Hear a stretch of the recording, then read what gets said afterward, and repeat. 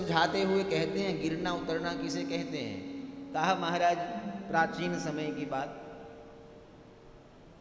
जंगलों में हाथियों को पकड़ने के लिए बड़े बड़े गड्ढे खोदे जाते थे महाराज। ऊपर से उन्हें महाराज खूब पेड़ की टहनियाँ गिरा करके छुपा दिया जाता था, पता न चले गहरी खाई है कि क्या है। संत कहते हैं कोई व्यक्ति गया रात्रि में, पता नहीं चला महाराज, पांव रखा गड्ढे में गिर गया, चिल्लाने लगा मेरी रक्षा करो रक्षा करो रक्षा करो। कोई था नहीं महाराज। किसी ने आर्त पुकार सुनी महाराज, आया देखा इस गड्ढे में कोई व्यक्ति गिरा हुआ है। उसे बचाने के लिए महाराज एक रस्सी लाया, रस्सी को अपनी कमर में बांधा, किसी वृक्ष के तने में उस रस्सी को बांधा, फिर धीरे धीरे वो उस गड्ढे में उतरा महाराज। गड्ढे में उतर करके जब उसके पास पहुंचा, कहा चिंता मत करो मैं तुम्हें बचाने आया हूं।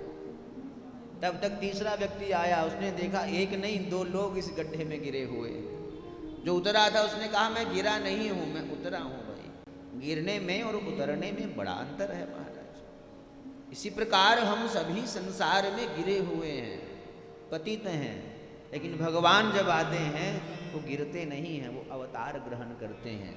वो भक्तों पर कृपा करने के लिए, भक्तों का कल्याण करने के लिए उतरते हैं महाराज, अवतार लेते हैं। इसलिए अवतार केवल भगवान का होता है, मनुष्य का अवतार नहीं होता महाराज। लेकिन हम लोग तो महाराज किसी को जन्म दिवस में प्रसन्न करने के लिए लिख देते हैं अवतरण दिवस की बधाई हो, प्राकट्य महोत्सव की बधाई हो। ऐसा नहीं होना चाहिए महाराज। केवल जन्म महोत्सव की ही बधाई दो, यही पर्याप्त है सांसारिक जीव के लिए, हम आप सभी के लिए। लेकिन ठाकुर जी जब आते हैं तो अवतार ग्रहण करते हैं महाराज।